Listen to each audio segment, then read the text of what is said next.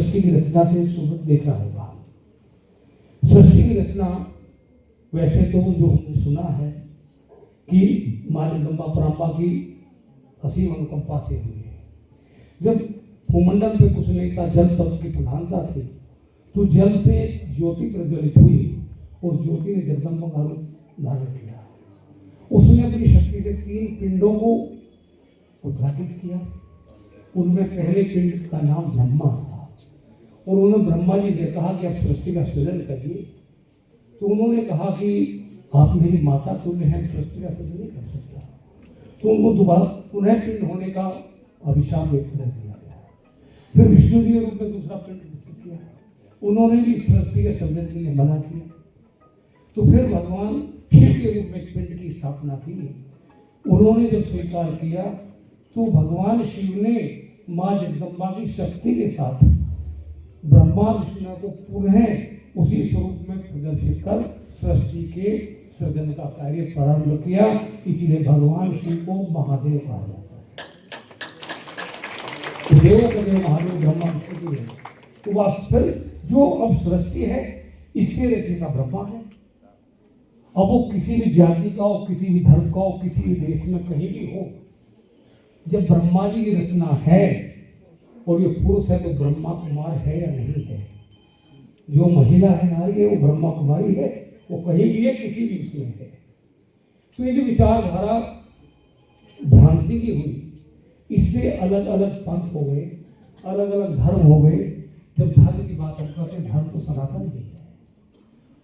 अनेक धर्मों को जो मान रहे हैं, जिनकी हम आज समाज में अनुयायी हैं, वो धर्म किसी ना किसी व्यक्ति विशेष के द्वारा किसी कालखंड में किसी कारण से उनका शुभारंभ किया गया।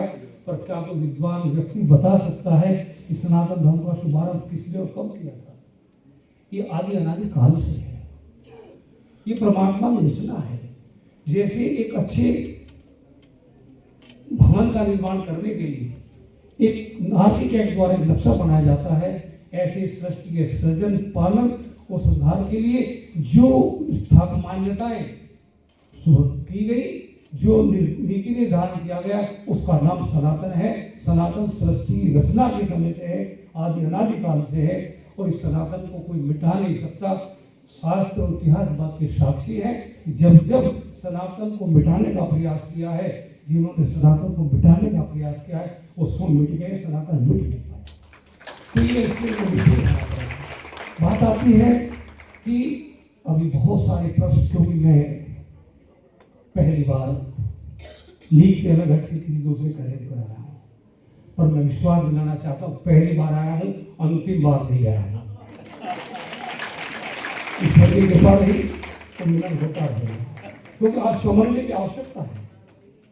दूसरी बात आती है कि ये सृष्टि के सृजन में जिनका सहयोग है, उसमें प्रकृति को हम परमात्मा का साकार रूप मानते हैं। हम परमात्मा को वैसे नहीं देख सकते, चक्षु से नहीं देख सकते।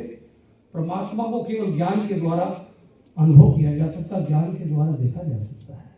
और जब ज्ञान की बात आती है तो ज्ञान की भी 3 श्रेणी है।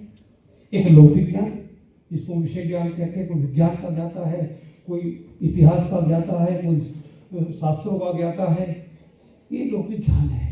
दूसरा आध्यात्मिक ज्ञान है, वो धर्म के प्रति अपने